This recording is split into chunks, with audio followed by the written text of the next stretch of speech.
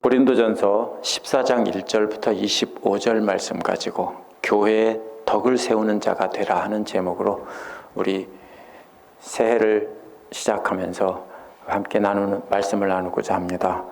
고린도전서 12장과 13장은 은사에 관한 내용입니다. 여러 가지 은사가 있지만 그리스도 안에서 한 몸이라는 것입니다.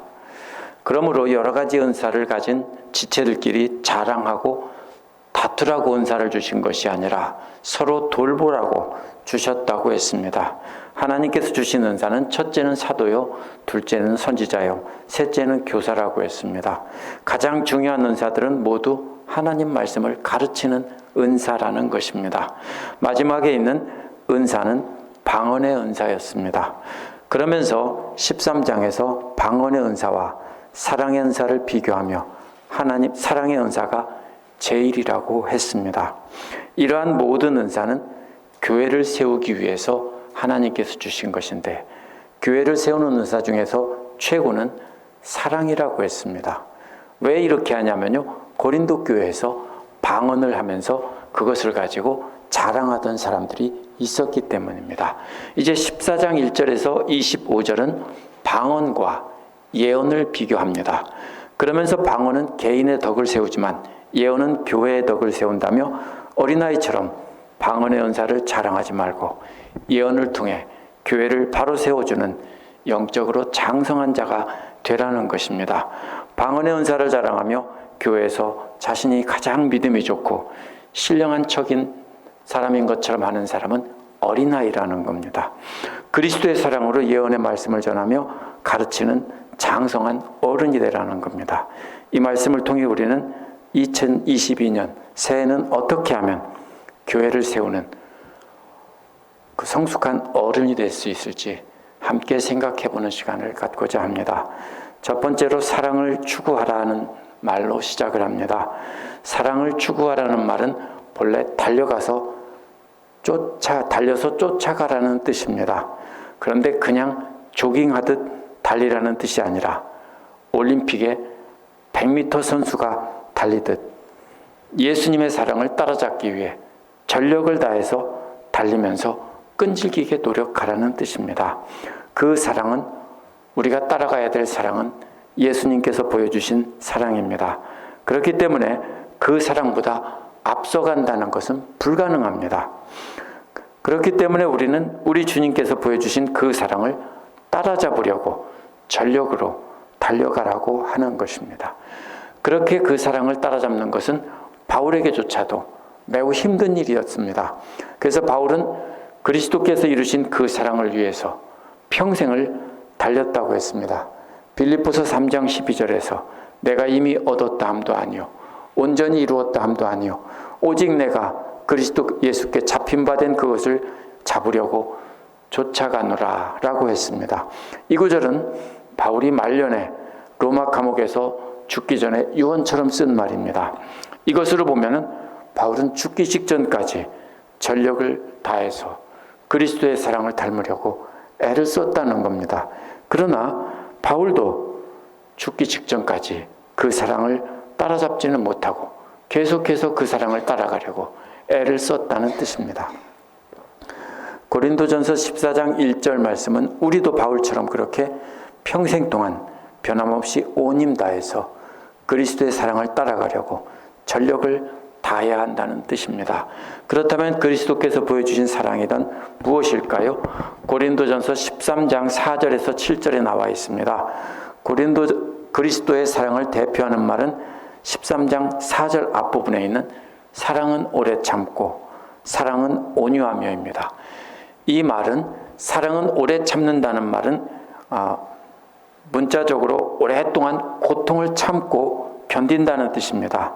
예수께서 한심한 제자들을 보고 오래 참고 견딘 것과 같은 것을 뜻합니다. 또 오래 참는다는 말이 사랑의 수동적인 것을 뜻한다면 그 온유하다는 말은 사랑의 능동적인 면을 뜻합니다. 이런 뜻입니다. 원수와 같은 사람들을 오래 참고 기다려주는 것이 수동적인 사랑입니다. 그런데 그렇게 멈추면 안 된다는 것입니다. 더 나아가서 그들에게 친절을 베풀어야 한다는 것입니다. 그것이 온유하다는 말입니다. 따라서 4절 앞부분은 사랑은 오랫동안 참고 기다리면서 원수 같은 사람을 오랫동안 참아주지만 더 나아가서 친절을 베푸는 것이다, 이렇게 말할 수 있습니다. 고린도 교회 지도자로 자처하던 사람들은 자신들보다 못한 믿음의 형제들의 잘못된 행동을 쉽게 정죄하고 얼굴을 돌리고 지냈습니다. 이런 사람들에게 사도 바울은 믿음의 형제가 정말로 괘씸하게 행동하고 잘못해도 참고 기다리면서 그에게 친절을 베풀어야 한다 라고 말한 것입니다. 그것이 바로 그리스도의 사랑이고 바울이 고린도 교인들에게 온 힘 다해 쫓아가라고 명령한 사랑입니다. 쉬운 게 아니죠. 원수 같은 사람을 어떻게 오래 참아주고 어떻게 거꾸로 그들에게 친절을 베풉니까? 그러니까 이 사랑은 우리가 죽도록 달리며 쫓아가는 것처럼 온 힘 다해 달려가라는 것입니다. 이 명령은 오늘 우리에게도 동일하게 주고 있습니다. 저 사람은 왜 저럴까 하고 정죄하지 말고 오래 참고 기다려야 하는 것입니다. 또 더 나아가서 친절을 베풀어야 합니다. 교회 나온 지 얼마 안 된 믿음이 연약한 성도들은 당연히 참아줘야 합니다. 그러나 수십 년을 믿음이 좋다고 하는 사람들도 역시 참아줘야 합니다. 1, 2년만 그렇게 하는 것이 아니라 주님 앞에 갈 때까지 죽을 힘을 다해 그렇게 해야 하는 것입니다. 바울이 죽는 날까지 전력을 다해 달리며 따라가려고 한 그 사랑이 바로 원수 같은 사람들을 오래 참아주며 더 나아가서 친절을 베푸는 것이었습니다. 우리가 만약에 세상의 사교육 모임이라면 마음에 안 드는 사람은 내치고 마음에 드는 사람은 받을 수 있습니다. 잘못하는 사람에게는 화를 내고 또 욕을 해도 세상의 모임이라면 큰 문제가 없습니다. 세상의 모임은 원래 그렇게 합니다. 예수님께서 이스라엘 사람들에게 믿음의 공동체에 와서 하신 말씀도요, 유대교 지도자들에게 하신 말씀도 그들이 내쫓은 사람, 더럽고 죄 많다고 내쫓아버린 사람을 예수님은 사랑하시고 거꾸로 그들을 사랑하지 않고 내쫓은 사람들에게는 외식하는 자들이라고 욕을 하셨습니다. 우리 교회가 만약 진짜로 주님의 몸된 교회라면 우리는 유대교 지도자들처럼 그렇게 하면 안 되는 것입니다. 원래 우리 본성은 다 그렇게 하는 것이 우리 본성이고 이기적이고 교만한 존재입니다. 그렇기 때문에 우리는 마음속에서 우러나오는 사랑을 하려고 하면 안 됩니다.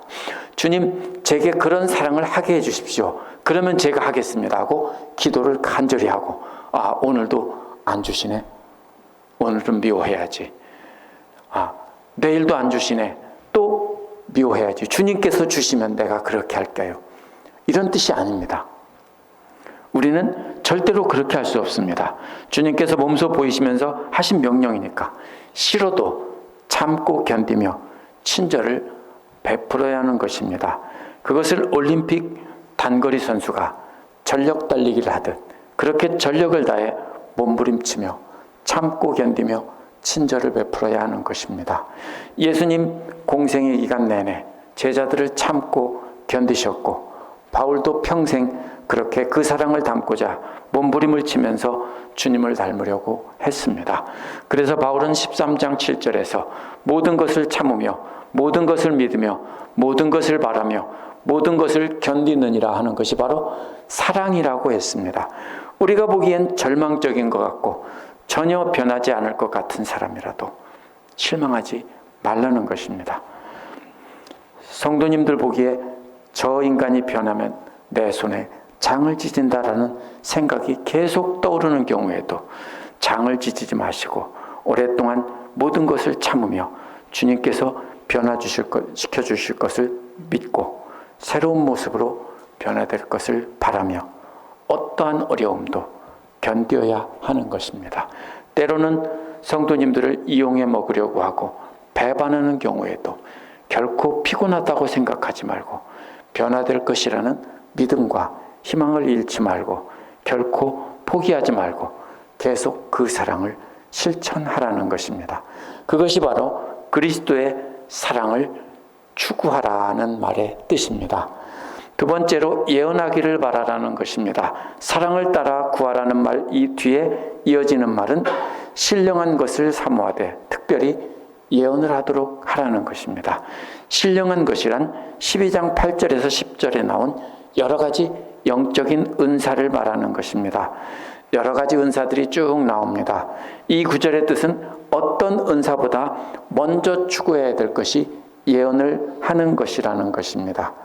병 고치는 은사, 방언하는 은사, 이 모든 은사를 다 합쳐서 그 중에 으뜸 가는 은사는 예언을 하는 은사라는 것입니다. 그러나 예언하기를 열망하는 것은 먼저 예수 그리스도의 사랑을 따라 인내하며 친절을 베푼 사람이 해야 되는 것입니다. 만약 그러한 사랑으로 따라잡으려는 노력을 하지 않는 사람이 하나님 말씀으로 권면을 한다면 그것은 마치 어린아이가 실탄을 가진 총을 가지고 그렇게 사람들을 향해 겨누고 있는 것과도 같은 것입니다. 쏘는 것과도 같은 것입니다. 시퍼렇게 날이 선 회칼을 가지고 사람들을 향해 마구 찔러대는 것과도 똑같은 것입니다. 그리스도의 사랑으로 사랑을 잡으려고 전력을 다해 쫓아가지 않는 사람이 하나님 말씀을 가지고 예언한다며 너는 이렇게 해야 돼, 너는 저렇게 해야 되고 마구 그냥 찔러댄다면 그것은 다른 사람들을 영적으로 크게 다치게 하거나 영적으로 죽게 만드는 것입니다. 그렇다면 그리스도의 사랑을 따라잡기 위해 열심히 달리는 사람만이 하는 예언은 정확히 무슨 뜻입니까? 성경에서 어려운 말이 나오면 성경으로 풀어야 합니다. 성경 중에서도 해당된 본문 안에서 찾아야 합니다. 예언이 무엇인지 정확히 설명되어 있지 않지만 3절에 예언의 목적이 나와 있습니다. 3절은 그러나 예언하는 자는 사람에게 말을 하며 덕을 세우며 위로하고 격려하는 것이라고 했습니다. 3절에서 예언의 목적은 세 가지입니다. 첫째로 덕을 세우는 것이라고 했습니다. 덕을 세운다는 말은 건물을 짓는다는 뜻입니다. 교회 공동체를 튼튼하게 세우는 것이 예언의 목적입니다. 만약에 예언으로 하나님 말씀이라면 마구 찔러가지고 다 믿음에서 떠나게 하고 교회 안 나가게 만들고 교회를 흩어지게 만든다면 그것은 예언이 아닙니다. 같은 말이 14장 4절과 7절에서도 나오는데요. 8장 1절에서는 지식은 교만하게 하고 사랑은 덕을 세운다고 했습니다. 따라서 예언은 단순히 하나님 말씀을 지식적으로 가르치는 것이 아니라 오래 참고 친절을 베푸는 사랑을 따라 전력을 다하면서 하나님 말씀으로 권면하는 것이 예언입니다. 예언의 둘째 목적은 권면하는 것입니다. 세 번역은 이 말을 위로라고 번역했지만 부모가 자녀에게 가르침을 주듯 말하는 것입니다. 4장 16절에 보면 내가 너희를 권하노니 너희는 나를 본받는 자가 되라고 했습니다. 그렇다면 하나님 말씀을 가르치고 선포하는 예언의 목적은 자녀에게 가르침을 주듯 그렇게 사랑하는 마음으로 권면하는 것입니다. 얘야, 그렇게 하면 안 되고 이렇게 해야 한다. 이렇게 말하는 것이 그렇게 부모의 마음으로 말하는 것이 바로 예언입니다. 예언의 세 번째 목적은 안위하는 것입니다. 안위라는 말은 이런 뜻입니다. 어릴 적에 돌부리에 걸려 넘어졌거나 친구와 싸우고 얻어 터지고 울고 집에 왔을 때 부모님께서 안아주시고 토닥여주시고 이렇게 쓰다듬어 주시는 그 손길 같은 것이 바로 이 말입니다. 따라서 하나님의 말씀을 가지고 예언하는 것은 어려움을 당한 사람에게 하나님의 말씀으로 따뜻하게 안아주고 위로해 주는 것입니다. 예언은 이 세 가지 목적입니다. 교회를 세우고 또 부모와 같이 권면하고 또 힘든 사람을 사랑으로 안아주는 것입니다. 19절에 보면 예언이 무엇인지 알려주는 단서가 있습니다. 19절은 그러나 교회에서 내가 남을 가르치기 위하여 깨달은 마음으로 5마디 말을 하는 것이 1만 마디 방언을 하는 것보다 낫다고 했습니다. 여기서 5마디의 예언의 말과 1만 마디의 방언이 비교가 됩니다. 예언이란 하나님의 말씀을 깨달은 것을 다른 사람들에게 공동체를 굳게 세우고 부모처럼 권면하고 위로하는 말을 전하는 것입니다. 그러므로 목회자만 강단에서 선포하는 것만 예언이 아니라 집에서 친구를 초대해서 밥 먹다가 친구야, 우리 이렇게 하면 좋겠다라고 하는 것이 또 예언이 될 수 있습니다. 바울은 공동체를 세우기 위해 예언이 더 유익하다는 것을 강조하기 위해서 14장 전체에 걸쳐서 예언과 방언을 비교를 합니다. 그 대표적인 비교가 4절에 나와 있습니다. 4절은 예언은 공동체 유익을 위한 것이지만 방언은 개인의 만족을 위한 것이라고 되어 있습니다. 따라서 방언은 자기 만족이지만 예언은 공동체를 이롭게 하는 것입니다. 먼저 방언이 자기 만족일 뿐이고 공동체에는 유익이 안 된다는 것입니다. 만약 한 사람이 교회에서 방언을 말하면 다른 사람들은 알아듣지 못한다는 것입니다. 예언과 방언의 차이를 설명하기 위해서 필이라고 했죠. 플루트와 하프를 예로 들고 있습니다. 예언이란 플루트가 플루트 소리를 내고 하프가 하프 소리를 내는 것입니다. 비유입니다. 그러나 방언은 플루트 소리인지 하프 소리인지 구별이 안 되는 소리를 내는 것입니다. 또 전쟁을 알리는 트럼펫을 연주했다면 예언은 그 소리를 알아듣고 준비를 하게 하는 것입니다. 그러나 방언은 그게 트럼펫 소리인지 북소리인지 구별이 안 되는 소리를 한다는 것입니다. 그래서 무슨 소리인지 몰라 전쟁을 준비하지 못한다는 겁니다. 더 나아가서 방언은 바울 자신에게도 도움이 안 된다고 했습니다. 14절에 보면 바울이 만일 방언으로 기도하면 자신의 영은 기도를 하겠지만 자신의 생각으로는 무슨 뜻인지 모른다는 겁니다. 이게 방언입니다. 그래서 15절에서 자기의 영으로는 기도할 수 있고 마음으로는 알 수 있는 말로 기도하고 찬양하겠다라는 것입니다. 바울은 예언으로 기도하고 예언으로 찬양하겠다는 것입니다. 알아들을 수 있는 말로 기도하고 알아들을 수 있는 말로 찬양하는 것도 예언입니다. 더 나아가서 바울은 방언은 불신자에게도 도움이 안 된다고 했습니다. 23절에 보면 교회에서 모두가 방언을 말한다면 새로 믿기 시작한 사람이나 믿지 않는 사람이 들어와서 듣고는 미쳤다라고 한다는 것입니다. 한번 생각해 보십시오. 교회에 왔는데 모두가 다 썰라썰라 방언만 하는데 새로 믿는 사람이나 아니면 모르는 사람이 교회를 딱 들어왔는데 그럴 때 아, 여기는 미친 사람만 있구나 라고 하며 도로 나간다는 것입니다. 반대로 24, 25절에서 예언은 새로 믿기 시작한 사람이나 교회 밖 사람들도 그 숨은 뜻을 깨닫고 엎드려서 경배하며 참으로 하나님께서 여러분 가운데 계신다라고 한다는 것입니다. 예수를 모르는 사람이나 처음 믿기 시작한 사람이 교회 문 열고 들어왔는데 사람들이 예언의 말로 전하며 말을 할 때 그 말을 알아듣고 그 마음에 찔리고 그 말씀이 마음에 와 닿으면서 하나님이 여러분 가운데 살아계신다고 고백하며 믿게 된다는 것입니다. 사실 여기서 예언과 방언을 비교하고 있지만 사실은 방언을 잘못됐다라고 말하는 것이 아닙니다. 방언은 교만하게 하는 영적인 은사의 대표로 말한 것입니다. 방언이나 병을 고치는 은사나 귀신을 쫓아내는 은사와 같이 자신을 높여 교만하게 하는 모든 은사의 대표로 바울은 방언을 말한 것입니다. 초점은 방언을 하지 말라는 것이 아니라 받은 은사를 가지고 자기를 높여 교만하지 말라는 것입니다. 대신에 받은 은사를 가지고 하나님의 뜻을 깨달아서 다른 사람에게 전하면서 사랑으로 권면하고 위로해서 공동체를 세우라는 것입니다. 사랑이 없이 신비한 체험만 있는 사람들은 남을 찌르고 정죄해서 상처를 받게 하고 교회를 무너뜨립니다. 하지만 그리스도의 사랑을 깨달은 사람이 그 사랑을 다른 사람에게 전하면 교회를 튼튼히 서게 한다는 것입니다. 따라서 여기서는 알아듣는 방언이냐 못 알아듣는 방언이냐 알아듣는 예언이냐가 아닙니다. 사랑이 없이 그리스도의 사랑을 추구하는 것 없이 하나님 말씀을 가지고 예언을 한다면 그것도 역시 자기를 높이는 방언일 뿐입니다. 나는 이렇게 하는데 당신은 어째서 그렇게 합니까? 라는 이런 태도로 지적을 하면서 말을 한다면 그것은 역시 방언과 똑같은 것입니다. 결국 여기서 비교되는 것은 공동체를 무너뜨리고 남을 찌르는 말을 하는 것이냐, 아니면 공동체를 세우고 사랑으로 권면하는 말을 하는 것이냐, 이것을 말하는 것입니다.